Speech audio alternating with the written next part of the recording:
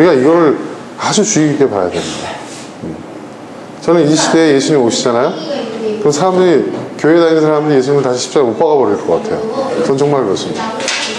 만약에 정말 예수님이 재림하신다고 하시면 굉장히 걱정하실 것 같아요. 나 또 못 박히는 거 아니야? 뭐 이런 뭐 제가 희화한 표현입니다만 그럴 가능성이 커요. 네. 왜냐면 저마다 믿는 그 믿음의 내용들이 너무 달라요. 그죠? 여러분, 교회 다니다가 시험 보는 사람들 많이 있잖아요. 그죠? 하나님이 왜 내 기도를 안 들어줘? 왜 내 사업 망하게 해? 왜 우리 아들 정신 못 차려? 왜 우리 딸은 원하는 학교 진학 못하게 하셔? 왜 기도응답 안 해주고 소원 성취 안 해주시고, 그렇죠? 네? 그리고 왜 어떤 사람은 잘 되는데 왜 나는 그만큼 잘 되지 못해? 불공평해. 하나님 살아계시는 거 맞아? 그래서 시험 들어서 교회 안 다니는 사람들 많습니다. 의외로. 근데 그게 과연 우리 기독교가 말하고 있는 믿음일까요? 근데 그거는 하나님의 책임이라고 저는, 우리 예수님의 책임이라고 생각하지 않습니다. 저는 교회의 책임이 크다고 생각해요. 예수 믿으면 잘 된다. 불행 끝 행복 시작이다. 그래야 종교 장사가 되거든요. 그죠? 그런 거짓 복음으로 사람들을 잘못 가르치는 결과죠. 기독교는 기복신앙이 아닙니다. 자, 그러면 우리가 성탄을 기념하는 날을 맞이해서 예수님이 어떤 분인지, 그분이 이 땅에 오신 진짜 이유가 무엇인지를 우리가 한번 생각해보고, 그 앞에서 또 우리가 믿고 있는 그 믿음이라는 것이 어떤 것인지를 한번 생각해보는 그런 시간을 갖는 것이, 우리가 캐롤을 많이 부르고, 예? 뭐 성탄의 어떤 여러 가지 이벤트에 열심히 참여하고 활동하는 것보다 더 뜻깊지 않을까라는 생각을 해봤습니다. 저만의 생각인지 모르겠지만 저는 그렇게 생각을 했습니다. 자, 요한복음은 굉장히 중요한 복음서입니다. 여러분, 요한복음이 굉장히 중요한 복음서예요. 왜냐하면 그 성경에 공간복음서라는 게 있어요. 공간복음서가 뭐죠, 여러분? 마태, 누가, 마가예요. 근데 요한복음은 공간복음이라고 얘기를 안 해요. 요한복음은 사복음서까지라고는 얘기를 하는데 공간복음이라고 얘기를 하잖아요. 왜 그럴까요? 왜 마태, 마가, 누가만 공간복음이라고 할까요? 공관이라는 게 뭐예요? 공통된 관점으로 바라본 복음이라는 거야. 그러면 그 공간복음에 끼지 못했다는 것은 요한복음이 어떻게 해요? 다른 관점으로 보고 있다는 거예요. 그렇죠, 여러분? 그렇죠? 그렇습니다. 요한복음은 다른 관점에서 바라보고 있습니다. 굉장히 의미 있는 부분이에요. 그러니까 마태, 마가, 누가복음은 공통된 관점으로 바라보고 있어요. 예수님을. 유대적 관점. 그리고 뭐 누가복음 같은 경우는 약간 그 헬라적 관점도 있지만은 기본적으로 전통적인 유대 정통적인 그 관점에서 크게 벗어나지는 않아요. 그러니까 유대인들이 이해하고 있는 메시아관, 그리스도관, 유대인들의 관점에서 바라보는 예수에 대해서 이야기하고 있다고 볼 수가 있어요. 마태, 마가, 누가복음은. 그런데 요한복음은 달라요. 요한복음은 헬라인들이 이해한 예수님에 대해서 이야기하고 있어요. 그러니까 좀 더 뭐예요? 보편적이고 객관적이고 좀 더 뭐예요? 우주적인 관점. 여기서 우주적이라는 것은 뭐 우리가 얘기하는 과학에서 얘기하는 우주를 얘기하는 게 아니라, 그러니까 어떤 특정한 어떤 그 역사와 또 어떤 그런 철학적 전통의 관점에서뿐만 아니라 여기서 우주적이라는 것은 그것이 열려있는 그러한 의미에서 요한복음은 유대적 전통을 갖고 있는 기독교인들 입장에서 보면 상당히 좀 거부감을 느끼는 부분들이 많이 있습니다. 하지만 사실은 요한복음의 내용이 어떤 의미에서 보면 제가 볼 때는 거의 그 복음서에 공간 복음서가 채워주지 못하고 있는 굉장히 중요한 부분들을 채우고 있고, 그러므로 인해서 복음서를 완성시키는 그런 역할을 하고 있다고 생각합니다. 자, 지금 요한복음 1장은 예수님의 탄생에 대해서 이야기를 하고 있는데요. 14절로부터 18절의 말씀, 그 앞에 있는 그 말씀들은 우리가 많이 살펴보았기 때문에 오늘 14절부터 18절까지 말씀 살펴보는데 굉장히 중요한 내용들을 담고 있어요. 자, 14절에 보니까 그 말씀은 육신이 되어서 우리 가운데 사셨다 이렇게 얘기했어요. 여러분, 이 말씀에 대해서 제가 얘기했죠. 그 말씀이 육신이 되어서 우리 가운데 사셨다. 그 말씀이라는 게 뭐라고 그랬죠? 제가 말씀? 헬라어로는 로고스. 로고스죠, 로고스. 근데 로고스가 무슨 뜻이라고 그랬어요? 말씀. 우리가 얘기하고 있는 이 워딩으로서의 말씀이라는 개념이 아니라고 그랬죠. 그렇죠? 이것은 어떤 정신이라고 그랬죠, 제가. 정신. 예. 그 정신이 언어로, 논리로서 표현되어진 것들. 예. 정신이에요. 그러니까 어떤 정신이, 이 말씀이라는 것은 단순히 기록되어 있는 성경 말씀을 얘기하는 게 아니라는 거예요. 예. 예.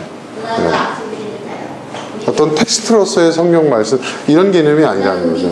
이 말씀이라는 것은 뭐냐? 하나님이 말씀으로 천지를 창조하셨다고 했을 때 그 말씀은 어떤 의미라고 그랬어요? 빛이 있으라. 그러니까 빛이, 물론 그럴 수도 있죠. 하지만 거기서 이 말씀이라는 것은 이 언어로, 말로 세상을 만들었다는 그런 개념이 아니라 하나님은 어떠한 정신, 어떠한 그 하나님의 어떤 그런 법칙,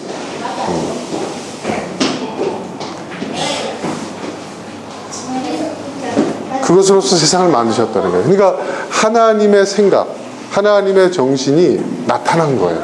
그것이 우리가 살고 있는 이 세상이라는 거예요. 말씀으로 천지를 창조하셨다는 거죠. 그런데 그 말씀이, 하나님의 정신, 하나님의 생각이 육신이 된 거예요.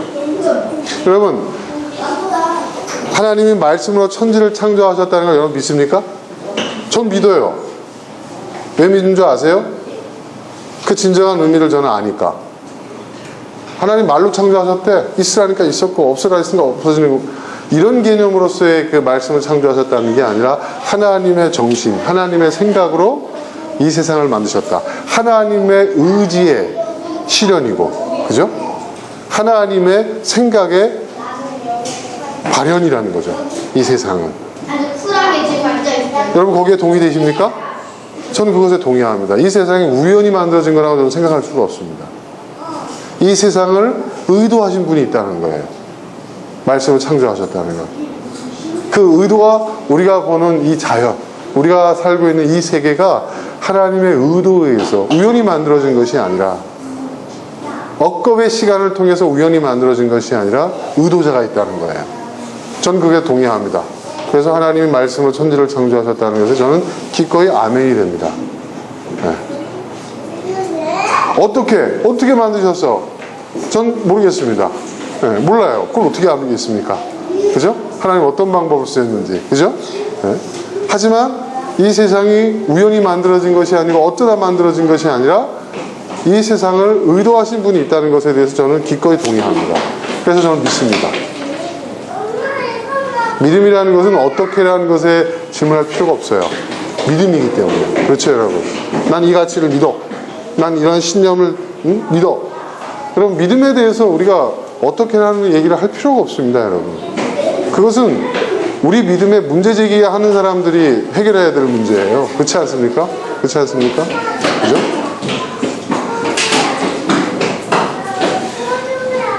여러분, 가끔 우리도 그런 생각 해보지 않아요? 어린아이들이 가끔 우리를 놀래게 할 때가 있어요. 아니, 얘가 어떻게 그런, 그렇잖아요? 부모를 감동시키는 말을 딱 던질 때가 있잖아요. 가끔씩 아이들이. 그죠? 그죠? 그리고 애들이 무슨 글이나 그림 같은 거 보면 내 자식이지만, 야, 얘가 어떻게 이걸 했지? 그럴 때 있지 않습니까, 여러분? 근데 여러분, 그 어떻게가 중요한 게 아니에요. 그죠? 내 아이가 그런 말로서 나에게 감동을 줬다는 거. 그리고 그런 글을 쓰고 그런 어떤 결과물들을 만들어서 부모에게 기쁨을 줬다는, 이게 중요한 거 아닙니까? 그죠? 그래서 내 자녀를 더 사랑하게 되는 거 아니에요, 그죠? 예. 못나도 사랑하지만, 예. 전 믿음도 같은 것이라고 생각합니다. 예. 자, 그걸 믿는다면, 말씀으로 천지를 창조하셨다는 걸 믿는다면, 여러분, 하나님이 말씀으로 천지를 창조하셨다는 것을 믿는다면 그 말씀이 육신이 됐다는 걸 믿을 수 있습니까? 믿기 어렵습니까? 이건 더 쉽지 않아요? 그렇지 않습니까? 저는 그래서 예수님의 성육신을 믿습니다.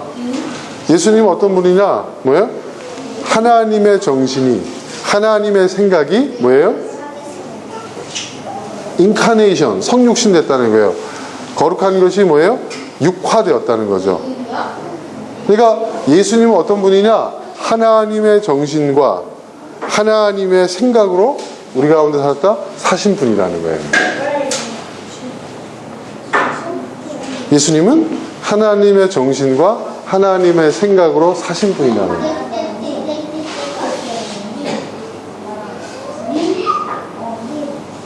이분이 이 땅에 태어나신 목적이 거기에 있는 거예요.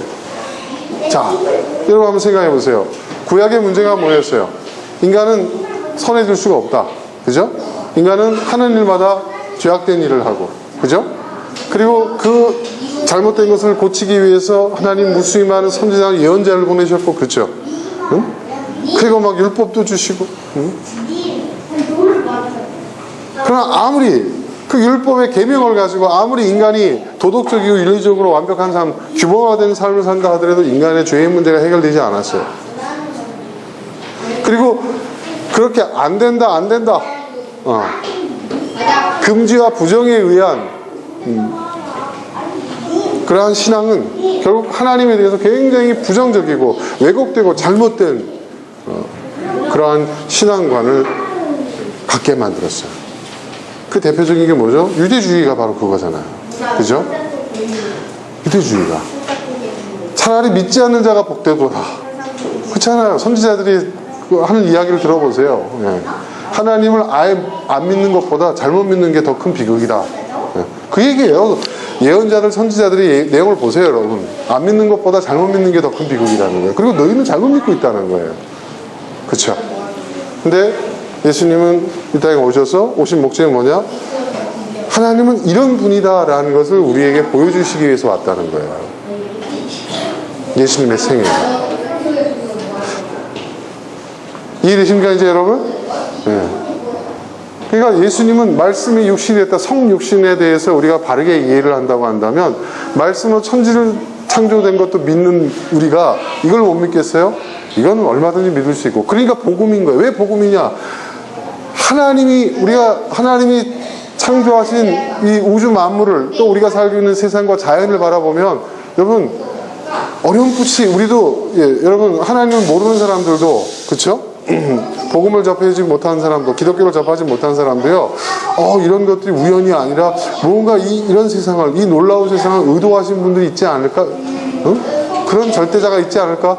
그래서 사람들은 무언가를 숭배하잖아요. 자연을 숭배하고. 그렇지 않습니까? 네. 저는 그 숭배의 대상이 결국은 뭐예요? 이 세상을 만든 조물주잖아요. 그죠? 그렇지 않습니까, 여러분? 그렇잖아요, 여러분?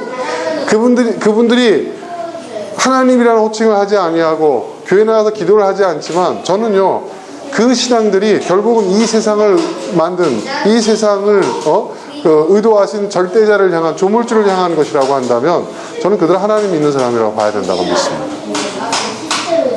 여러분, 우리가 쓰고 있는 이 하나님이라는 말도요, 원래 이게 어디서 나온 거죠, 여러분? 하나님, 하늘림이에요. 하늘림을 갓을 번역을 해야 돼요. 근데 어떻게 번역을 할 것이냐? 신 하면 우리나라 그 샤머니즘 신앙에 온갖 잡신들이 다 있거든요.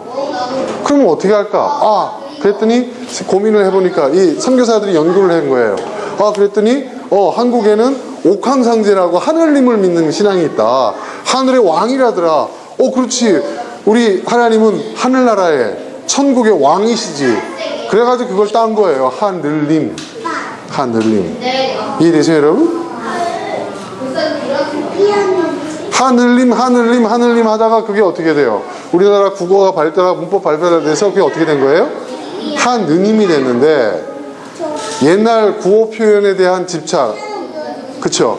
그래가지고 우리는 하나님이다, 하나된 님을 믿는다. 하나님, 말도 안 되는 헛소리를 하고 있는 거죠. 역사 왜곡도 그런 왜곡이 어디 있어요? 하늘님이거든요. 하나님이 보호하사, 이거하고 하늘님이 보호하사 뭐가 다릅니까? 똑같은 말이죠. 하나님은 하늘님의 구어 표현이에요. 그러니까 여러분, 우리가 성경에 쓰여지고 있는 하늘님이 옥황상제를 뜻하는 거예요, 문자적으로 해석하면. 근데 그게 무슨 상관이에요? 그죠 여러분? 그렇지 않습니까? 그렇지 않아요? 그거 싫으면요, 하나님 본명 알잖아요. 우리가 본명 알죠? 하나님 본명이 뭡니까? 여호와, 야훼. 그래서 실제로 그런 사람들이 있어요. 야훼 하나님이시여, 이런 사람들이 있어요. 근데 성경에 뭐라고 얘기했죠? 하나님의 이름을 함부로 읽지 마라. 그렇죠? 생각해 보세요. 우리 저기 의겸이 이런 애가 이제 저한테 선주야 이래 보십시오. 얼마나 기분 나쁠까요 지금? 네? 아빠 이름을 갖다가 정건아 이러면 되겠습니까? 네? 저번에 보니까 우리 저기 저 쌍둥이가 누나한테 누나 이름을 막 부르니까 기분 나빠가지고 막 그러는 걸 봤는데, 여러분 그런 걸 너무 따지지 마십시오. 그거는 아주 지엽적인 겁니다. 네. 그렇잖아요, 그죠? 네.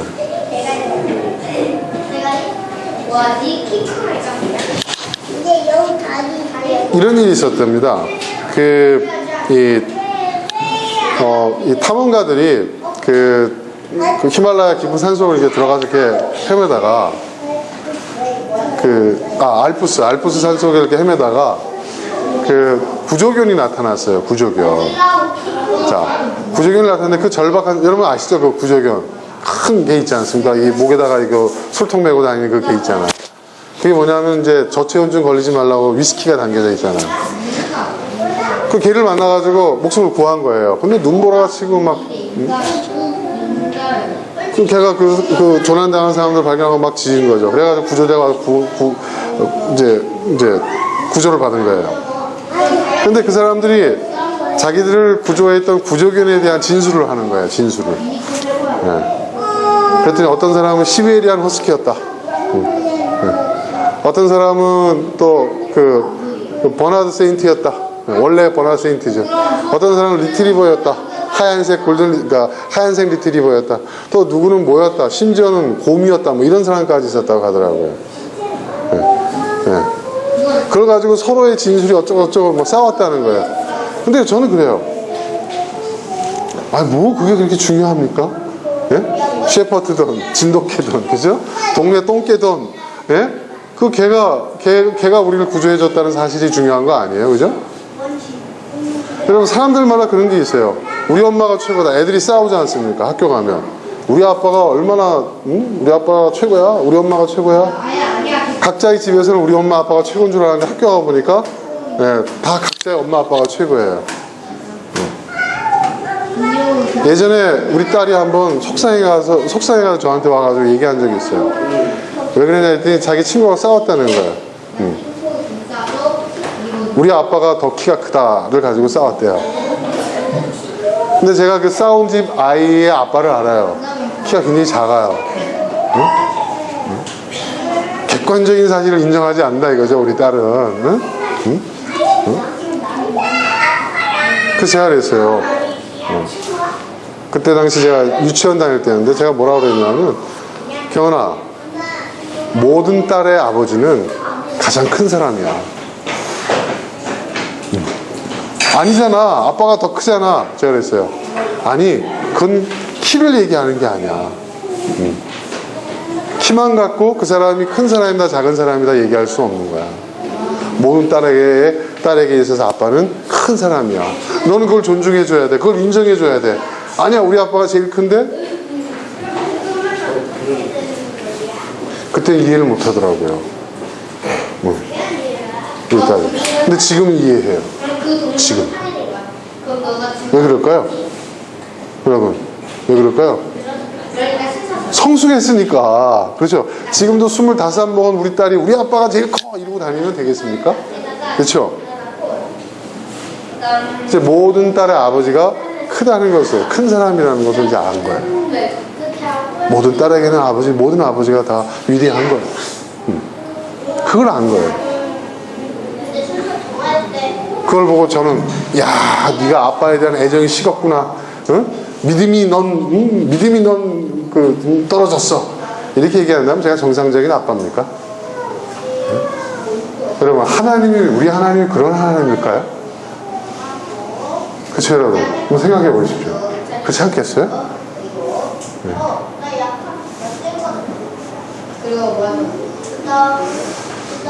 그런 하나님으로 만들어버리고 그런 하나님을 왜곡시키는 것이 믿음 생활 잘하는 거라고 얘기를 하고 있습니다. 이게 기가 막힌 얘기죠. 그렇죠?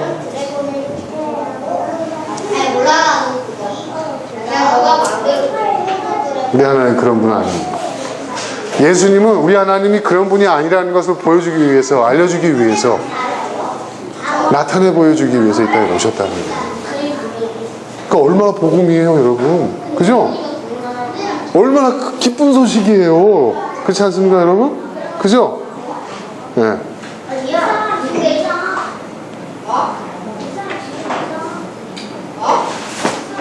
하나님은 맨날 벌 주고, 네. 하나님은 맨날 우리에게 징계하시고, 우리가 죄 지으면 채찍질 하시는 그런 하나님 알았는데, 예수님을 딱 보니까 오히려 우리의 죄값을 지고 대신 죽어버리시는 하나님이에요. 우리를 사랑해서. 지금까지 하나님은 무서운 하나님이었는데, 심판자의 하나님이고 징계자의 하나님이고, 우리가 잘못하기만을 그냥 지켜보고 계시는 기숙사 사관보다도 더 무서운 그런 하나님이었는데, 근데 아니야. 하나님 그런 분 아니야. 예수님 보여주신 하나님은 어떤 하나님? 죄인을 위해서 자기 자신을 십자가에 못 박아버리고 스스로 죄인들을 위해서 자기를 희생하는 그런 하나님이라는 거예요. 여러분 놀랍지 않습니까? 복음이죠. 그래서 기쁜 소식인 거예요. 그게 기쁜 소식이라는 거예요. 예수 믿으면 천당 가고 교회 다니면 축복받는다는 게 복음이 아니고요. 이게 복음인 거예요. 이걸 위해서 예수님은 우리 가운데 사셨던 거예요. 이게 놀라운 복음인 거예요. 여러분 감사하지 않습니까? 저는 이 말씀을 읽을 때마다, 이 말씀에 있는 의미를 묵상할 때마다 너무나도 저는 감동을 받습니다. 제가 목사 된 지 한참 됐는데도요, 이 말씀만 대하면 저는 그냥 감동이 돼요.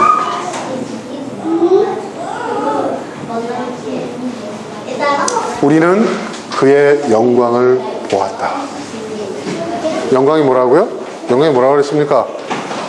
화려하고 찬란하고 무슨 대관식에서처럼 막 그런 웅장한 성대한 그런 영광이 아니라 그랬죠. 영광은 뭐예요? 하나님의 하나님 되심이 나타나는 게 영광이에요. 성경에서의 영광은요, 하나님이 하나님으로서 나타나는 게 영광이에요. 그러니까 우리는 그의 영광을 보았다는 건 뭐예요? 예수님을 통해서 하나님의 하나님 되심을 봤다는 거예요. 하나님이 어떤 분인지를 봤다는 거예요. 그게 영광이에요. 그것은 아버지께서 주신 외아들의 영광이었다. 그는 은혜와 진리가 충만하였다. 자, 근데 여기서 또 오해가 있어요. 이건 이제 개혁성경의 독생자라고 하죠. 독생자라는 게 뭐예요? 외아들을 여러분 한자로 표현하면 옛날 말로 독생자가 이게 외아들이라는 표현이에요. 이 말을 우린 그래요. 독생자 예수 그리스도를 믿사오며 사도신경에 나오죠. 그리고 그러니까 이 말은 뭐냐면 예수님만 믿어야 된다. 예수님만, 왜? 하나님의 아드님은 딱 한 분밖에 없다. 네, 한 분밖에 없다고 그랬어요.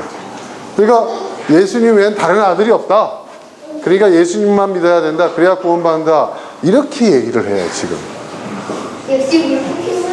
저도 그렇게 믿었어요, 예전에. 근데 그게 그런 뜻이 아니에요, 여러분. 아니, 하나님이 어떤 생물학적 존재입니까? 예? 아들도 낳고 딸도 낳고, 예? 예? 그럼 부인은 누구예요? 그러니까 이제 천주교에서는 어떻게 해요? 성모 마리아를 갖다 붙인 거 아닙니까? 성모다. 성부, 성자, 성령 이걸로 끝나는 게 아니라 뭐예요? 성부, 성모, 성자, 성령 이렇게 얘기합니다. 성경 어디에 성모가 있습니까?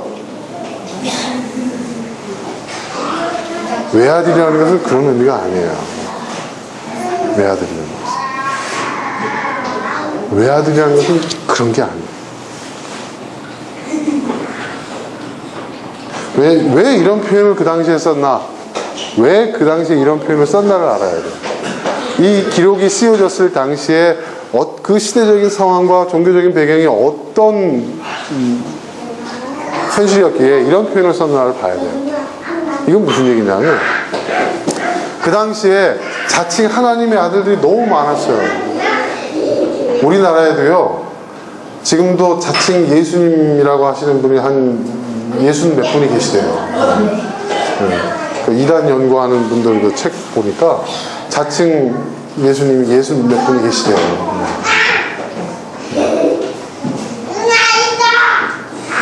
그때는요, 여러분, 종교가 세상을 지배하던 시대예요. 그렇죠? 그러니까 권력을 가진 사람은 신의 아들이에요. 그죠? 그러니까 스스로 권력을 취하고자 하는 사람들이 전부가 다 자기는 신의 아들, 절대자의 아들이라고 얘기했어요. 파라오가 뭐예요? 라 신의 아들, 파라오. 그죠?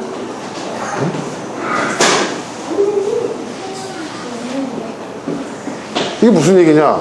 왜 아버지께서 주신 외아들의 영광이었다. 왜 이런 표현을 썼을까? 여기에는 의미가 있는 거예요. 뭐냐? 예수님만이 하나님에 대해서 예수님만을 통해서 우리는 하나님이 어떤 분이신지를 완전히 알 수 있다. 이런 뜻이에요. 이 말은 뭐냐?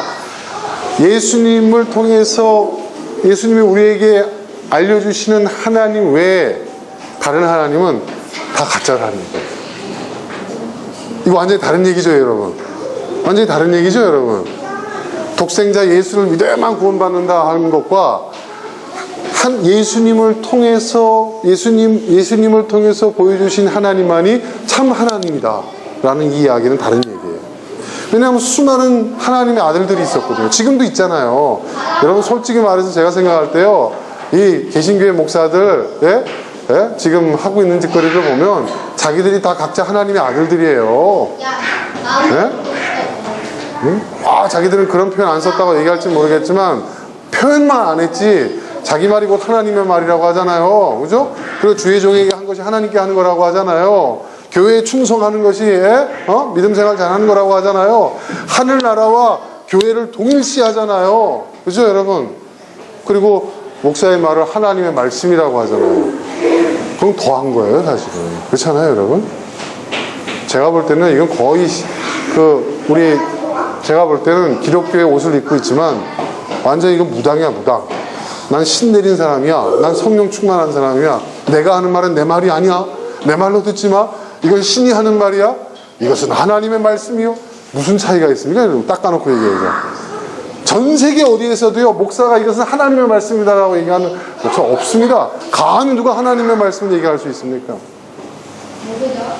저는 분노가 나요. 그럴 때마다. 네? 그런 소리를 들을 때마다. 그거야말로 진짜 하나님을 참칭하는 것이죠. 구약시대 같았으면 어떻게 해야 됩니까? 돌로 쳐 죽여야 됩니다, 진짜. 감히 자기의 생각을 하나님의 생각이라고 얘기하고, 자기가 선택한 것을 하나님의 뜻이라고 얘기하고, 자기가 하는 말을 갖다가 하나님의 말씀이라고 하고. 적그리스도입니다.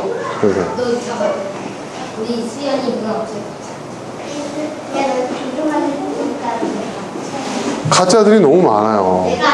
하나님의 아들들이라고 얘기하는 사람이 많아요. 그러니까 하나님이 어떤 분이 헷갈리는 거예요. 예수님 당시에도 수많은 하나님이 있어요. 이 지금 여러분 이 가로에 친 것 있잖아요. 이게 뭐냐면 요한이 한 말이에요.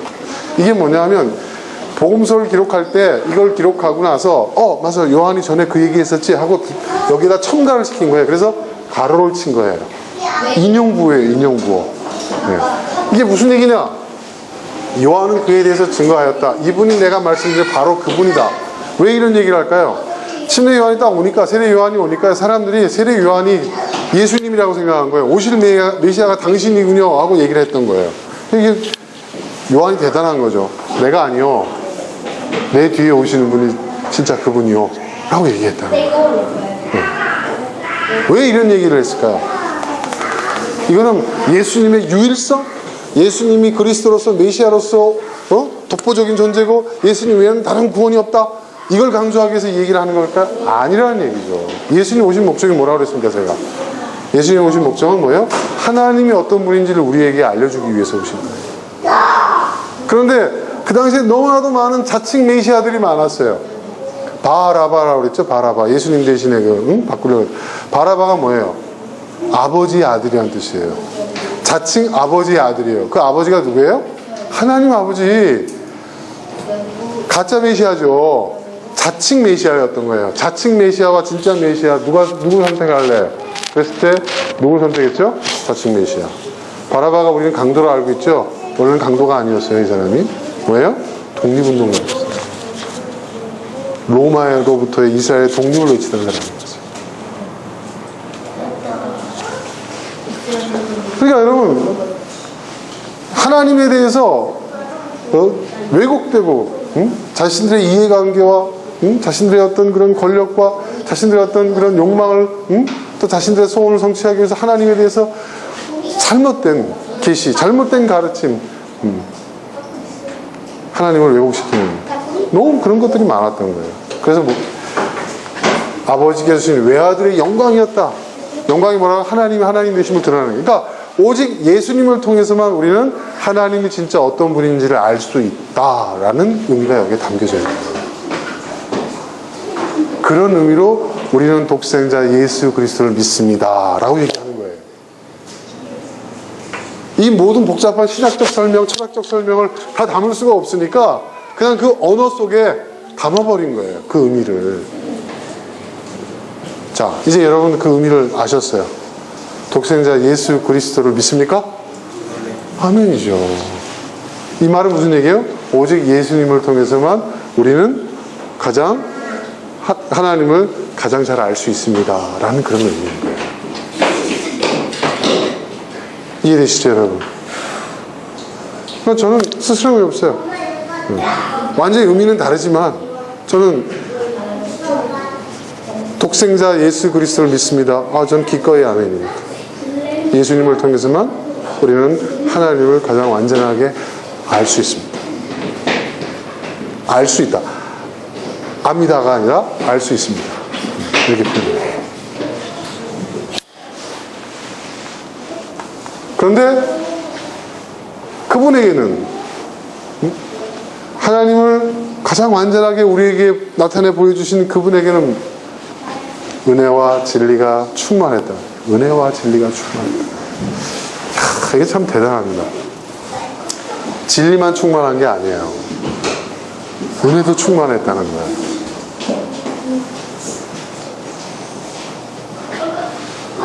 여러분, 은혜만이 아닙니다. 은혜만 충만한 게 아니에요. 진리도 충만했다는 거예요. 우리 한국 사람은 은혜를 좋아해요. 은혜로, 모든 걸 은혜로. 은혜로 합시다, 은혜로 합시다. 회의할 때는 은혜로 합시다. 이 교회는 은혜가 없다. 말씀 들어도 은혜가. 여러분 은혜만 있으면 큰일 납니다. 그렇죠? 네. 은혜만 있으면 큰일 나요. 네. 모든 게 다 은혜야. 나중에 어떤 얘기까지 나옵니까? 그 당시에 이제 지금 오늘날 구원파들도 그런 비슷한 얘기를 하는데 무슨 얘기냐면 하나님께서 예수님께서 은혜로 우리를 구원하셨고 은혜로 우리의 죄값을 다 치렀기 때문에 왜요? 용서받지 못할 죄도 없다. 용서받지 못한 죄도 없고 용서받지 못할 죄도 없다. 내가 이후로 예수님 믿고 난 다음에 무엇을 하든지 간에 나는 구원받았다. 죄로부터 자유하다. 죄를 져도 문제없다. 예수님의 은혜를 갖고. 그런 이단 종파들이 여러분 초대교회도 있었어요.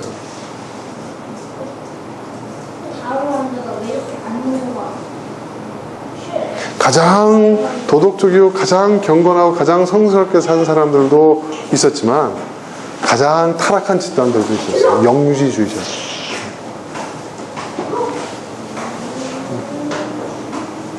영지. 우리는 그 은혜는 영적인 거, 그 영적인 것을 우리는 알아. 그렇기 때문에 은혜로 모든 건 다 끝났어. 진리. 이 진리가 극단화된 것이 뭐예요? 율법주의죠. 율법주의. 그죠? 진리가 극단화된 것이 율법주의. 은혜가 극단화된 게 영지주의. 근데 예수님은 뭐예요? 은혜와 진리가 충만해서 두 가지가 다. 우리는 어떤 신앙생활을 해야 되느냐? 은혜와 진리가 겸비돼야 합니다. 은혜와 진리가 함께하는 신앙이 되어야 합니다. 우리는 죄인을 용서할 수 있어야 돼요. 그러나 그 죄를 조장하는 악에 대해서는 단호해야 됩니다. 이해되시죠, 여러분? 우리는 은혜로 MB도 용서할 수 있고, 네?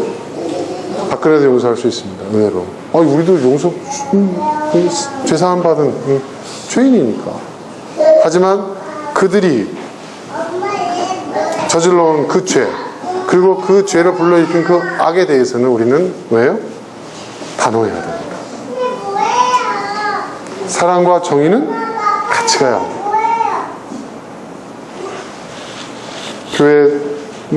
교회는 주님의 몸이고, 교회의 머리는 예수님이다. 교회는 천국의 모형이다. 그래 놓고서 교회를 사유하고 자식한테 물려준 목사들. 그들은 말합니다. 판단하지 마라. 네. 정죄하지 않겠습니다. 또 용서할 수도 있습니다.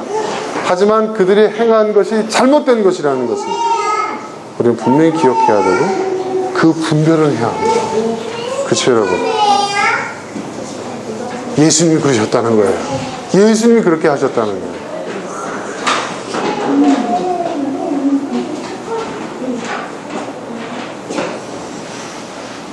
나는 이 대목에서 아멘 박수가 나올 거라고 기대했는데 마음속으로 박수 치시면 되겠습니다. 우리는 모두 그의 충만해서 선물을 받을 때 은혜의 은혜를 받았다. 자, 얘기를 하시죠. 율법은 모세를 통해서 받았고 은혜와 진리는 예수 그리스도로 말미암아 생겼다. 은혜와 진리는 예수 그리스도로 말미암아 생겨났다.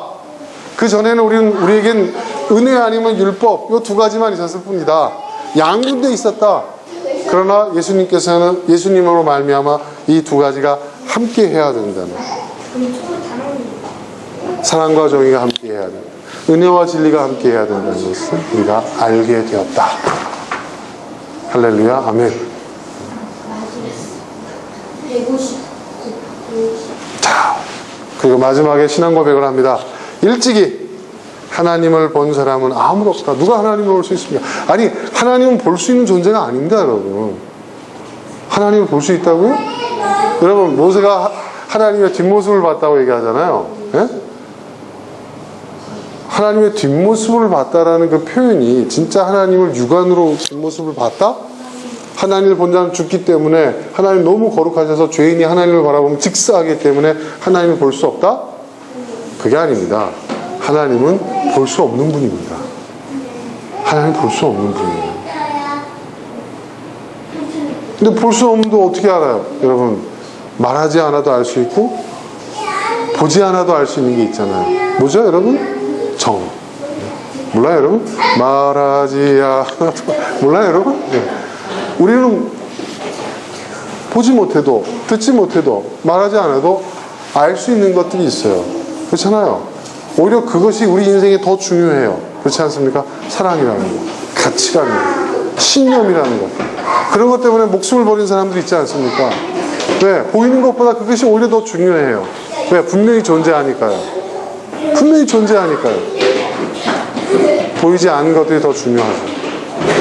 하나님은요, 여러분, 볼 수 없는 분입니다. 네. 제가 이따가 오후에 그 신과 함께라는 영화를 보러 가려고 하거든요. 영화 재밌다고 하더라고요. 웹툰은 다 봤어요, 제가. 네. 웹툰 다 봤는데, 보통 그 작가가, 웹툰 작가가 대단한 사람인 것 같아요. 근데 거기서 나오는 신들은 다 볼 수 있는 신들이잖아요. 네. 네. 볼 수 있는 신들이잖아요. 근데 여러분, 볼 수 있는 신이라는 것은요, 볼 수 있는 신이라는 것은요, 신이 아닙니다. 그렇죠? 진정한 의미에서 신이라고 얘기할 수가 없어요. 절대자라고 얘기할 수 없어요. 여러분, 하나님을 만약에 눈으로 볼 수 있다고 하면, 예수님은 볼 수 있을지도 모릅니다. 왜? 성육신 하셨으니까 볼 수 있을지 모르겠어요. 그러나 하나님을 볼 수 없어요. 볼 수 있다면 그것은 하나님이 아닙니다. 사람들은 우상을 만들어요. 이게 신이다. 이게 신이다. 어떤 고대인들은 어떤 형상을 만들었죠. 그죠? 아니면 그 자연 어떤 큰 바위나 몇백 년 살아온 큰 고목 이런 걸 신이라고 생각하고 그랬죠. 그건 신이 아니잖아요. 우리가 알잖아요. 신이 아니에요.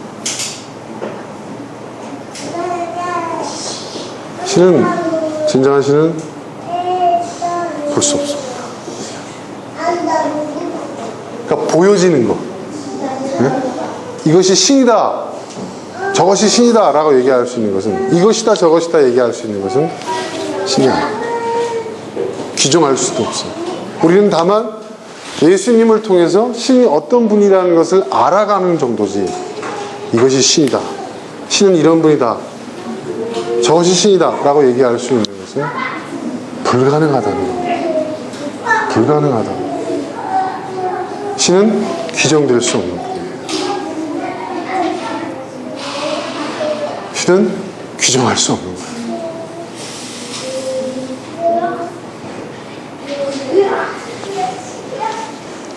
우리가 믿는 하나님은 그런 분이에요. 그렇다면 여러분 한번 생각해 보세요. 지금 우리가 알고 있는 네? 그럼 우리가 알고 있는 하나님, 정말 우린 그 하나님을 믿고 있는가? 사람들이 믿고 있는 하나님은 똑같은 하나님이라는 호칭을 쓰고 있는데, 그렇죠? 가시라는 호칭을 쓰고 있는데 정말 동일한 분일까? 여러분 그런 생각 들어본 적 없어요? 네. 맞습니다. 저는 어쩌면 그 사람들은 다른 신을 섬긴 걸 수도 있어요. 다른 신. 네. 기독교의 옷을 입은. 근데 저는 그 신이 어떤 신인지 알아요.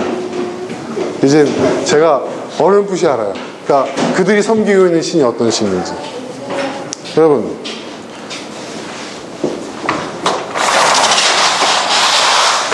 잠깐 꺼주세요.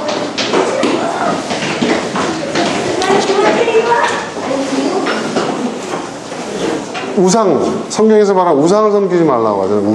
우상이라는 건 뭐예요? 우상이라는 건 뭐죠? 여러분?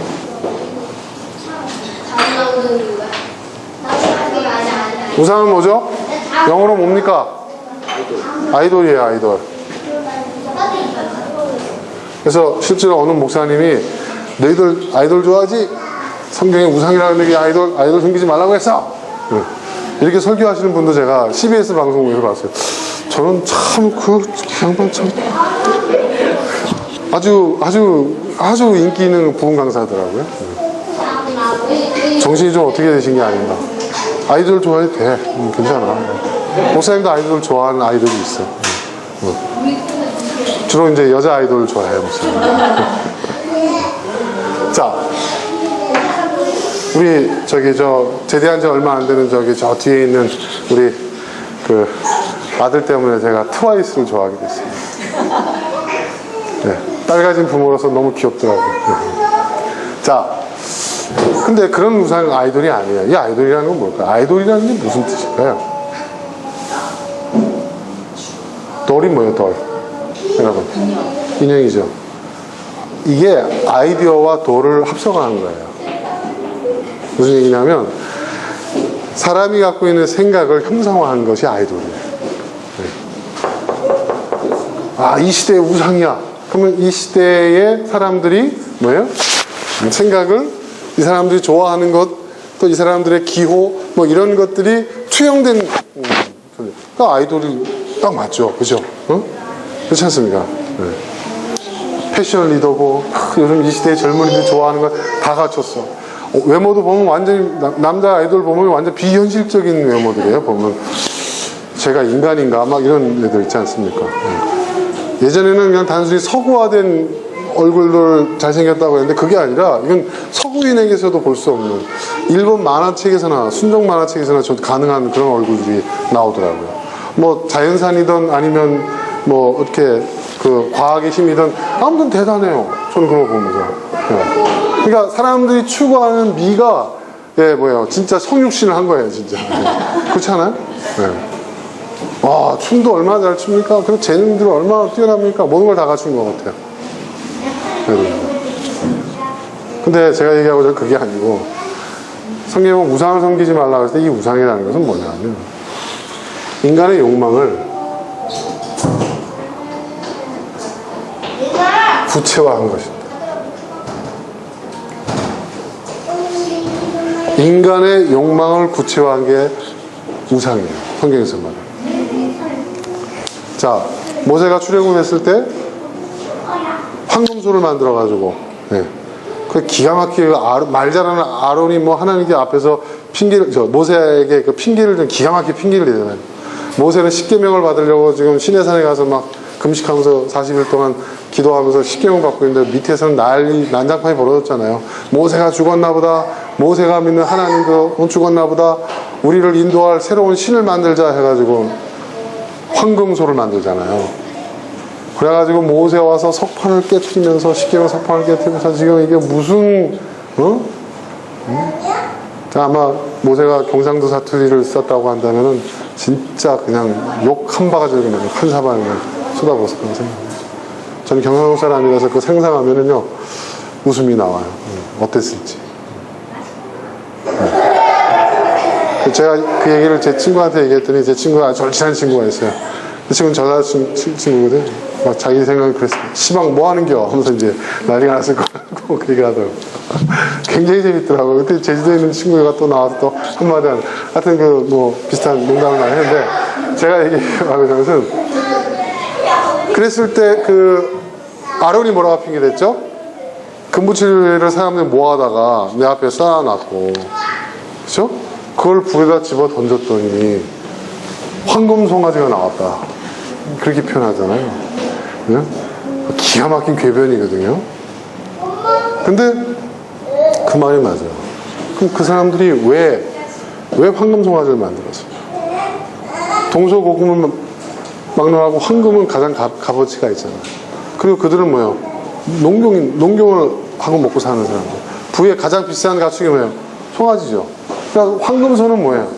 인간이 갖고 있는 욕망을 뭐예요? 형성한 거예요. 구체화한 거예요. 그리고 이걸 우리 신으로 섬기자. 이것을 우리를 가나안으로 인도할 신으로 우리가 삼자. 이렇게 얘기하잖아요. 신으로 삼자라고 얘기해요.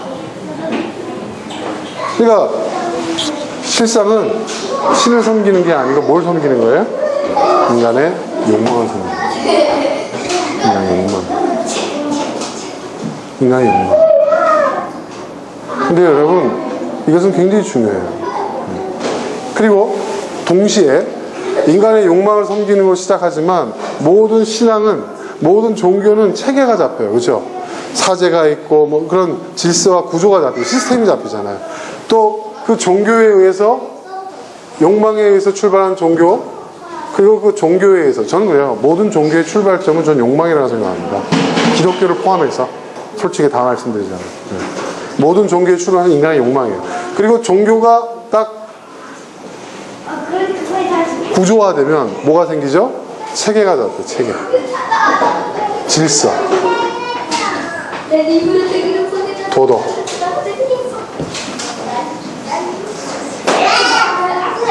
그러니까 여러분, 사실 인간이 만들어 놓은 어떤 종교 또는 이념이 될 수도 있어요. 종교와 이념. 욕망이 구체화되면 그것이 종교나 이념화되고, 이 종교와 이념이 사회의 체계로 자리 잡고 질서가 되고 도덕이 되는 거예요.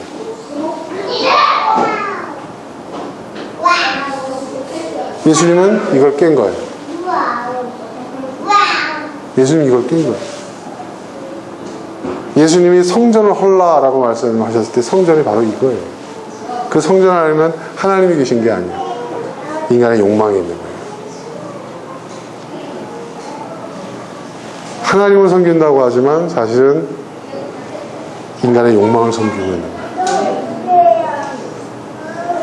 그리고 인간의 욕망을 섬기는 사람들이 더 도덕적이고 더 어떤 그 종교적 거룩함과 도덕성으로 무장돼 있어요. 그렇죠? 예수님 당시에 대제사장들 그랬잖아요. 그죠? 성전세를 받아들이면서 그렇게 부정한 돈을 축적하고 있으면서 온갖 거룩하는, 그래서 외식하는 자들이라고 예수님 말씀하셨죠. 근데 여러분, 이게요, 사실은 인류의 문제예요. 인류 사회. 그리고 지금 오늘 우리의 문제이기도 해요. 이건 기독교 국가이든 복음과는 상관없어요. 모든 국가가 다 해야 됩니다. 여러분, 우리나라도 마찬가지입니다. 우리나라 뭐 안 그럴 줄 알아요? 여러분, 사극을 보면 나오죠? 신하들이 뭐라고 얘기합니까? 전하 뭐 어쩌고저쩌고 하면서 상소하면서 그리하여 종묘 사직을 보존하옵소서 뭐 이런 얘기 하잖아요. 그죠? 들어보셨죠, 여러분? 그쵸? 여러분, 종묘가 뭐예요? 종묘가 뭐예요? 네? 선대 왕들을 모시는 사당이에요. 선왕들의 사당이에요. 제사 지내는 곳이라는 거죠. 이게 왜 중요해요? 유교가 국가 이념이었으니까. 그렇죠? 유교라는 것은 뭐예요? 왕을 중심으로 한 뭐예요? 이념체계였고, 그렇죠? 충효를 중요시하고 사회 질서를 강조하고 도덕을 강조한단 말이에요. 그러니까 종묘. 사직은 뭡니까, 여러분? 사직당 가보셨어요, 여러분? 사직당? 사직이 뭐 하는 곳이에요, 여러분? 사직이 뭐냐면 농경의 신을 농경의 신을 섬기는 곳이에요. 그래서 가뭄이 들면 어떻게 한다고요? 예? 예? 그 사직동에 여러분 그 왕이 그 시범적으로 그 이 농민, 그러니까 왜냐하면 그 농본 국가니까 조선은. 그래서 거기서 뭐 농사 짓는 그 퍼포먼스를 하잖아요, 지금. 1년에 한 번씩. 그죠? 그리고 그거 끝나고 난 다음에 뭐 했다고요? 그 선농단, 그걸 선농단이라고 하죠. 농사를 장려하는 곳. 그 선농단에서 이렇게 소를 끌게, 그 밭을 갈게 했던 소를 잡아가지고 탕국을 끓여 먹어서 나온 것이 설렁탕. 설렁탕의 일을 알고 계셨습니까, 여러분? 그게 설렁탕이에요, 이게. 네. 몰랐죠? 네. 근데 이 사직이 농경이죠. 이게 뭐예요? 뭘 섬기는 거예요? 경제적 번영. 그죠? 그러니까 조선이라는 나라는요, 여러분, 유교는 종교잖아요. 네? 종교적 이념이잖아요. 그 유교라는 사회 체계와 질서와 도덕을 국가의 한 축. 네. 그리고 또 뭐예요? 농경의 신을 섬기는 사직, 종묘 사직. 이게 뭐예요? 부를 숭상하는 거예요, 부를. 네, 부를 숭상하는 거예요. 먹고 사는 문제, 부를 숭상하는 거예요. 경제, 제일. 이 두 가지가 국가를 버티는 기둥이었다는 거예요. 이걸 우선시했다는 거죠. 그래서 왕궁을 보더라도 보면 어떻게 돼 있어요? 조선 왕궁이 여기 있으면, 네? 서쪽에 뭐가 있어요? 종묘가 있고, 동쪽에 뭐가 있어요? 사직이 있어요. 그러니까 조선 뭐 유교국가하고 선비 임내하고 막 그렇게 똥폼들 잡아가도 진의 입으로 종묘와 사직.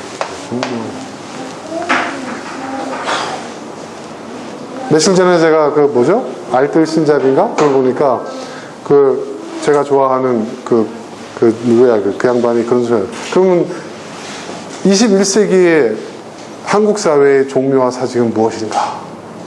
그렇게 얘기를 하더라고요. 그래서 뭐 광화문 광장이다. 뭐 사직은 뭐 그 강남,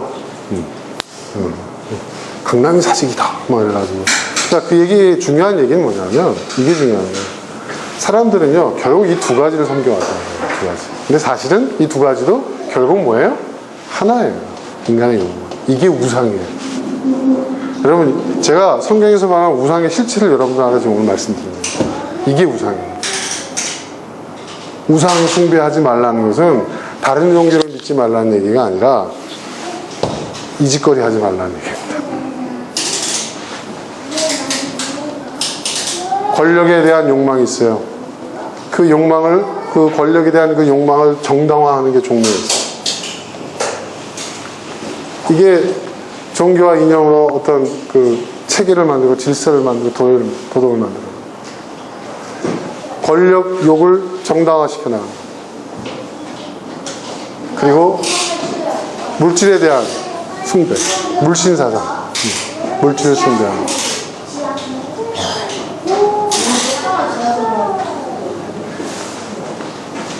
하나님과 만몬을 동시에 섬길 수 없다고 예수님 말씀하셨어요. 만몬이 뭐죠? 물질이었습니다. 그리고 예수님께서는 성전을 헐라고 그랬어요. 성전, 뭐예요? 좋은 시대로 따지면 이거죠. 권력에 대한 욕망, 부에 대한 욕망, 그걸 섬기지 말아요. 우리가 때로 권력 필요할 수 있어요. 또 선용할 수도 있어요. 권력이 필요악으로서 존재할 수 있어요. 부도 마찬가지예요. 돈도 물질도 마찬가지예요, 여러분. 그러나 그것 때문에 살아서는 안 된다. 너희는 그것을 목적으로 사는 존재가 아니다. 그것이 인생의 최종 목적이 아니다. 너희의 삶의 모든 가치를 거기에 부여해서는 안 된다. 우상숭배는 어떤 종교적 문제가 아닙니다. 물론 그것이 종교적인 틀로 그 당시에는 전달이 됐기 때문에 종교의 형태를 띠고 있었지만 그 핵심은 바로 이것입니다.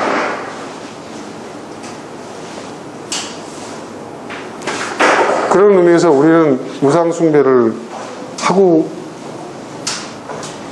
있죠, 지금도. 그죠? 저는요, 누구보다 교회 다니는 사람들이 우상숭배를 열심히 하고 있다고 생각합니다. 그들이 섬기는 하나님이 조선시대의 종교 사직 아닙니까? 그쵸? 예수님이 지적하신 성전주의와 만몬이 아닙니까? 예수님은 이걸 깨기 위해서 오셨어요. 이것이 잘못됐다는 것을 알려주시고 여기서 우리를 해방시켜. 진정한 구원은 여러분 바로 이것으로부터의 구원입니다. 이것으로부터 해방이에요. 왜? 결국 이것이 우리의 죄의 근원이기 때문에. 모든 죄는 여기서 비롯되기 때문에. 모든 죄와 인간사의 불행과 비극은 여기서 비롯되기 때문에. 여기로부터 우리를 자유케 하시기 위해서 예수님이 이 땅에 오신 거예요. 그런 예수님을 믿고 그런 예수님의 길을 따라가겠다고 결심한 사람들이 바로 저와 여러분입니다.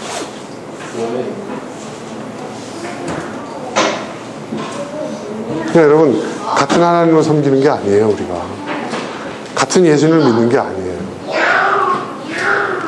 예수님 당시에도 유대인이 섬겼던 하나님과 예수님이 가르쳐 주셨던 하나님은 전혀 다른 분이었어요. 전혀 다른 분이었어요. 전혀 다른 존재였어요. 저는 그것이 지금도 계속되고 있다고 믿습니다. 여러분, 예수님이 내일 정말 오신 건 아니지만 아무튼 내일 우리는 예수님 오신 것을 기념하는 날로 정하고 그 전통을 따르고 있습니다. 좋습니다. 뭐 그날 오셨다 안 오셨다 이건 중요한 게 아니에요. 그럼 예수님 오셨다는 것을 우리가 기념한다고 한다면 예수님 오신 목적, 예수님께서 이 땅에 오신 그 이유를 한번 깊이 생각해보고 나 자신을 돌아보고 또 우리가 살고 있는 이 세상을 또 새로운 관점에서 우리가 문제의식을 가지고 또 바라봐야 되지 않겠습니까? 그런 저와 여러분 될 수 있기를 주님으로 축원합니다. 자, 이 시간 우리 함께 오늘 함께 나눈 말씀 생각하면서 기도하겠습니다. 함께 예수님이 이 땅에 오신 그 기쁜 소식, 정말 나에게도 복음 중에 복음이 될 수 있는 그런 예수님이 이 땅에 오신, 예수님이 우리에게 오신 이 사건, 그 사건, 그 성탄의 의미를 생각하면서 지금 함께 기도하겠습니다. 함께 기도하겠습니다.